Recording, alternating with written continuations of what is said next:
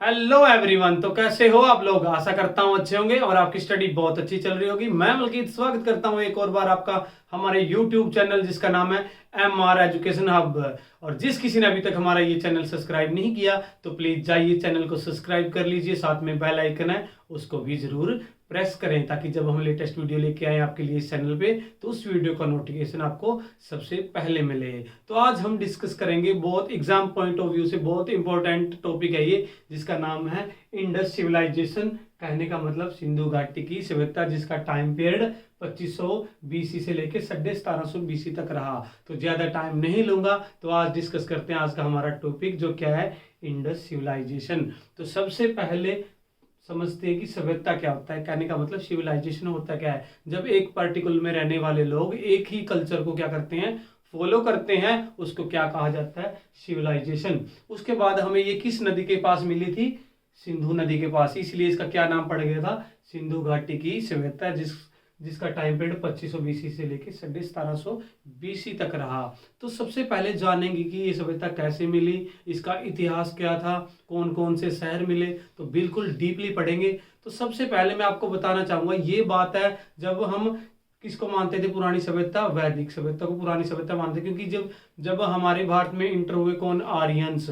ऐसा कहा जाता है मध्य एशिया से आए थे कौन, आर्यंस। उसके बाद हमें हमारे पास इतिहास क्या था, सिर्फ आर्यंस आने वाले पहले लोग थे ऐसा मानते थे और उनके द्वारा चलाई गई सभ्यता को ही मानते थे पुरानी। लेकिन जब खोज हुई किसकी, इंडस सिविलाइजेशन की, कहने का मतलब सिंधु घाटी की सभ्यता की, तो उस टाइम हमने जाना कि ये वैदिक सभ्यता से पहले की क्या थी सभ्यता, क्योंकि वो क्या थे, इंटर हुए थे सिंध के इलाके से। उसके बाद जब खोज हुई इसकी 1921 में दयाराम साहनी ने की, उसके बाद हमने अंदाजा लगाया कि ये इंडिया की सबसे पुरानी क्या है, सिविलाइजेशन है। तो उसका इतिहास क्या था, क्योंकि जब 1853 में भारत की पहली रेलवे लाइन बिछाई गई। कहने का मतलब जो रेल का निर्माण था 1853 में हुआ था, और रेल का निर्माण किसने करवाया था, लॉर्ड डलहौजी ने करवाया था। और जब रेल की पटरियां बिछाने लगी, कहने का मतलब उसके बाद जो उनके टीले थे बड़े बड़े, उनको समतल किया जाने लगा। तो जब लाहौर से कराची के बीच में रेलवे लाइन बिछाई जा रही थी,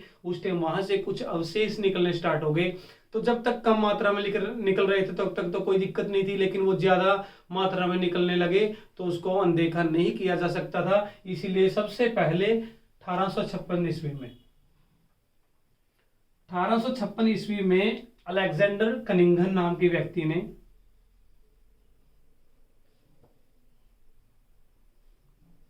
अलेक्जेंडर कनिंघम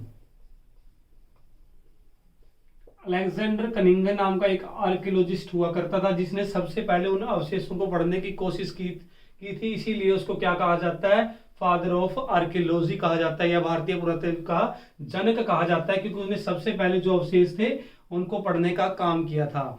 और वो जब उन अवशेषों को पढ़ रहा था, कहने का मतलब उसने जाकर किससे कहा, लॉर्ड डलहौजी से, जो गवर्नर जनरल हुआ करता था उस टाइम भारत का। तो उसने कहा कि जो जमीन के नीचे से कुछ क्या मिल रहे हैं, हमें अवशेष मिल रहे हैं, उसके बाद हम क्या करेंगे, उनको जानने की इतिहास, जो धरती के नीचे क्या दफन है, इतिहास दफन है, उनके बारे में जानकारी लेना चाहते हैं कि हम वहां की खुदाई कर सकते हैं। लेकिन लॉर्ड डलहौजी उस टाइम भारत में हड़प की नीति चलवाने में व्यस्त था, उसने कोई इंटरेस्ट नहीं लिया इन बातों में, और वो जो राज थे राज ही दफन रह गए धरती के अंदर। और उसके बाद ही मौका आया जब कौन बन के आया, Lord Canning.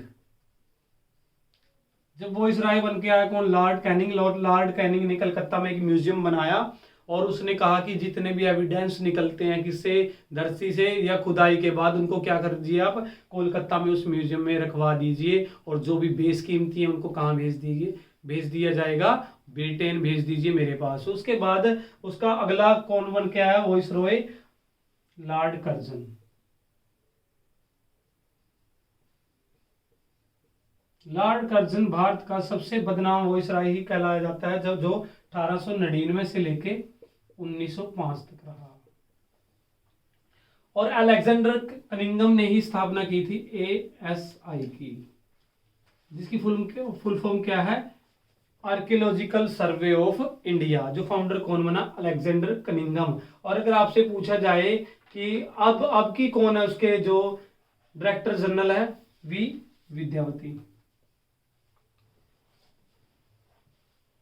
We we Vidyavati क्या है उसकी प्रेजेंट की क्या है वो, डायरेक्टर जनरल ऑफ आर्कियोलॉजिकल या एएसआई की जनरल डायरेक्टर हैं कौन, वी विद्यावती। अगर आपसे पूछा जाएगा इंडिपेंडेंट के बाद कौन बना 1948 में, एनपी चक्रवर्ती जो फर्स्ट जनरल बना था एएसआई का। और इसका अगर आपसे पूछे हेडक्वार्टर कहाँ है तो वो कहाँ पर है, कलकत्ता का जो सबसे बड़ा म्यूजियम है।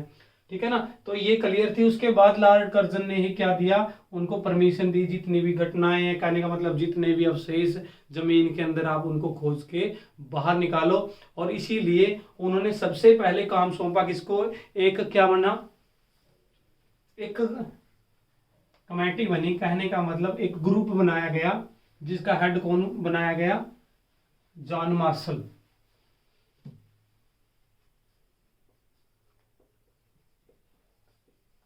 जॉन मार्शल को इसका क्या बनाया गया, पहला चेयरमैन बनाया गया एएसआई का। और जॉन मार्शल ने 2 व्यक्तियों की ड्यूटी लगाई ढूंढने के लिए, जो भी अवशेष थे या जो भी इतिहास दफन थे। सबसे पहले इसने किसकी ड्यूटी लगाई, दयाराम साहनी की।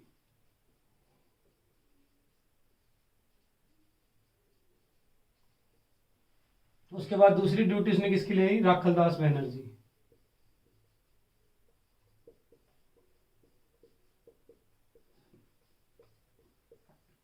तो उसने ग्रुप बनाया जिसका चेयरमैन हुआ करता था जॉन मार्शल, जो एएसआई का एक चेयरमैन बनाया गया। और उसका हेडक्वार्टर कहाँ बनाया गया, कलकत्ता के अंदर। उसने 2 बंदों की ड्यूटी लगाई, दयाराम साहनी की और राखलदास बनर्जी की। क्या कहने का मतलब, जितने भी अवशेष आपको मिले जमीन से उनको खोज कीजिए, उनकी छानबीन कीजिए, उसके बाद मेरे को बताइए। उसके बाद अगर आपसे पूछा जाए गवर्नर जनरल कौन हुआ करता था, लॉर्ड कर्जन हुआ करता था। और सबसे पहले किसने खोज की, दयाराम साहनी ने 1921 में खोज निकाला, कौन सा शहर, हड़प्पा। तो 1921 में खोज हुई कौन से शहर की, हड़प्पा की। और उसके अगले ही साल 1922 में खोज निकाला गया मोहनजोदड़ो।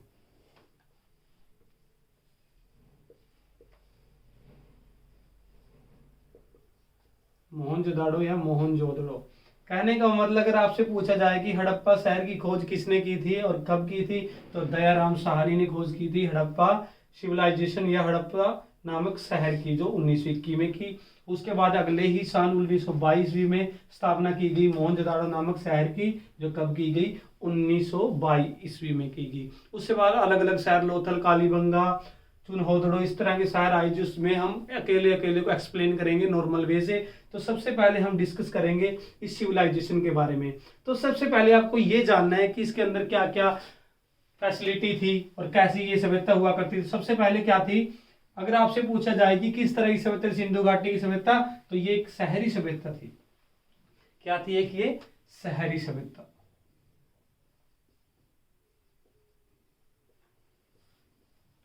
और उसके बाद ऐसा कहा जाता है कि जो इसका आकार हुआ करता था कैसा था, त्रिभुजाकार की थी, ट्रायंगल की, है ना। उसके बाद अगर आपसे पूछा जाए किसके लिए फेमस हुआ करती थी, नगर नियोजन के लिए और जल निकासी के लिए।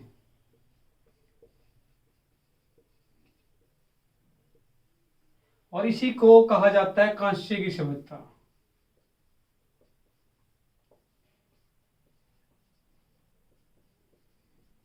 क्योंकि इन लोगों ने क्या किया था, तांबे में टीन मिला लिया था, तांबे में टीन मिलाकर इन्होंने क्या बनाया था, कांस्य।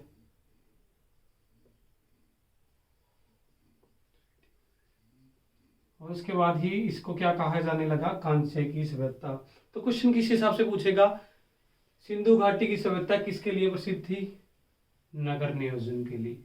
और किसके लिए, जल निकास प्रणाली हुआ करती थी। ऐसा कहा जाता है जो सारा का सारा गांव का जल हुआ करता था, या सिविलाइजेशन में रहने वाले लोग थे, ऐसा भी कहा जाता है कि हर एक घर में कुआं हुआ करता था। और जो जल निकासी प्रणाली, कहने का मतलब हर जो जितना पानी हुआ करता था उनका, तो अंडरग्राउंड नालियां बनी हुई थी, वो शहर से बाहर निकलता करता था। अगर आपसे पूछा जाए सिंधु सिविलाइजेशन, जो इंडस सिविलाइजेशन का आकार किस प्रकार का हुआ करता था, वो त्रिभुजाकार की हुआ करती थी। और कैसी सभ्यता थी, शहरी सभ्यता थी। और कांस्य की सभ्यता किसको कहा जाता है, इंडस सिविलाइजेशन या सिंधु घाटी की सभ्यता को भी कहा जाता है कांस्य की सभ्यता। और तांबे और टीन में मिलाकर इन्होंने क्या बनाया था, कांस्य बनाया था। तो ये थी इसके बारे में नॉर्मल जानकारी। अब हम डिस्कस करते हैं जो पहली खोज की थी 1921 में दयाराम साहनी ने हड़प्पा शहर की। अब उसके बारे में जानते हैं कि हड़प्पा में हमें क्या कुछ मिला था। आशा करता हूं आपको समझ में आ रहा होगा। तो 1921 में खोज हुई किसकी? हड़प्पा सभ्यता की।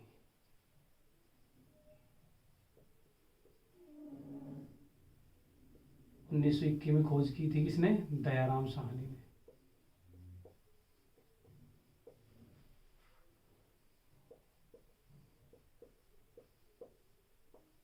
तो 1921 में खोज हुई किसकी? हड़प्पा शहर की। और ऐसा कहा जाता है लाहौर के पास मटगोमड़ी जिले के अंदर आता है ये जो स्थान मिला था।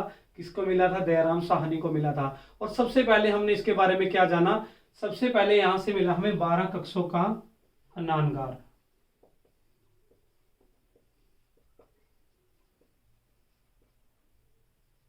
अन्नानगार मिला हमें 12 कक्षों का। कहने का मतलब अन्नानगार का मतलब क्या है? जहां पर स्टोर किया जाता था कनक और जौ को। और जिससे हमें यह भी पता लगा उनकी कि जो महत्वपूर्ण फसलें हुआ करती थी कौन सी थी? गेहूं और जौ।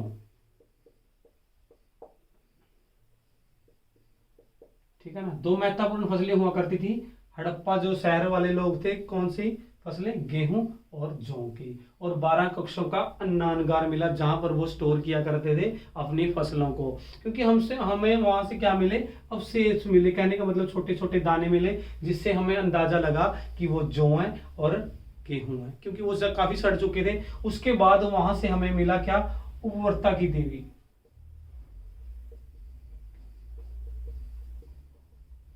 उर्वरता की देवी का मतलब हमें ऐसी एक मूर्ति मिली जहां से क्या होता, जो वो लड़की का पेट था उसके अंदर से एक पौधा उग रहा था, जिससे हमें हिसाब लगाया। कहने का मतलब उससे पता लगा कि जो हड़प्पा सभ्यता में रहने वाले लोग थे वो किसकी पूजा किया करते थे? जमीन की या धरती की पूजा किया करते थे, पेड़ पौधों की पूजा किया करते थे। उसके बाद वहां से मिला हमें शंख का बना हुआ एक बैल। शंख का बना बैल। शंख का बना हुआ बैल मिला हमें कहां से? हड़प्पा जो शहर था वहां से। और जिससे हमें अंदाजा लगा जो वहां के लोग थे हड़प्पा में रहने वाले वो किसकी पूजा किया करते थे? बैल की पूजा किया करते थे। और उसके बाद हमें वहां से मिला R37 का एक कब्रिस्तान। R37 इसका नाम क्यों रखा गया? मोस्टली हमें ऐसा कहा जाता है वहां से हमें कितने कंकाल मिले थे? 57 कंकाल मिले थे, जिन पे हमें रिसर्च की। कितनों पे की? टोटल 37 पे हमने रिसर्च की। और इसका इसीलिए इसका नाम क्या पड़ गया? R37 नाम का हमें क्या मिला? एक उधर से कब्रिस्तान मिला।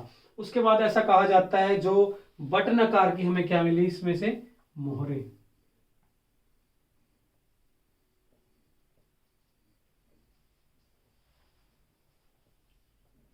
और बटन आकार की हमें क्या मिली? यहां से मोहरे मिली।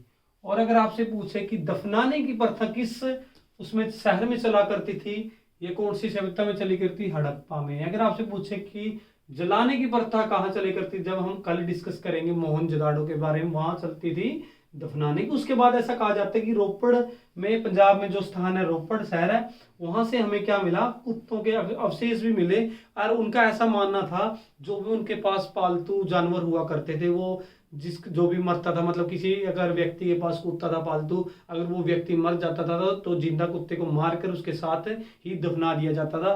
क्योंकि हमें वहां से क्या मिले हैं? कुत्तों के अवशेष भी मिले हैं। तो ये इसी हिसाब से क्वेश्चन पूछेगा कि हड़प्पा शहर की खोज सबसे पहले किसने की? दयाराम साहनी ने की। 1921 में खोज के निकाला था ये शहर। उसके बाद 12 कक्षों का अन्नानगार मिला जहां पर अन्न को स्टोर किया जाता था। फसल पूछे कौन सी थी? गेहूं और जौ की फसलें थी। उसके बाद उपवरता की देवी मिली हमें। और उसके बाद शंख का बना हुआ एक बैल मिला। उसके बाद R37 का क्या मिला? एक कब्रिस्तान मिला, जिसमें से हमने 37 जो भी तो अवशेष थे, कहने का मतलब जो भी हमें साक्ष्य मिले वहां पर उन पर क्या किया? रिसर्च किया गया।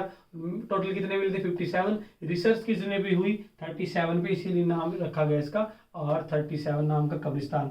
बटन आकार की हमें क्या मिली? मोहरे मिली थी। ठीक है ना। तो आज की वीडियो में इतना ही रखेंगे। कल डिस्कस करेंगे हम मोहनजोदाड़ो के बारे में। तो कल की वीडियो में बिल्कुल वो भी डीपली पढ़ेंगे। अगर आपको किसी भी तरह की फिर भी कोई दिक्कत लगे तो कमेंट में जरूर मेंशन कर देना। तो तो कल मिलते हैं नेक्स्ट वीडियो के साथ। तब तक के लिए हंसते रहिए, मुस्कुराते रहिए और बने रहिए, और हमारे इस चैनल के साथ जुड़े रहने के लिए आपका तहे दिल से धन्यवाद। और कुछ दिनों से हम वीडियो नहीं बना पाए क्योंकि कुछ टेक्निकल इशू भी हो गया था, कुछ फैमिली प्रॉब्लम थी, तो उसके लिए हम आपसे तहे दिल से सॉरी मांगते हैं। लेकिन अब कंटिन्यूली आपके पास वीडियो पहुंचती रहेंगी। तो कल मिलते हैं, हम डिस्कस करेंगे मोहनजोदड़ो के बारे में। तब तक के लिए थैंक यू एवरीवन।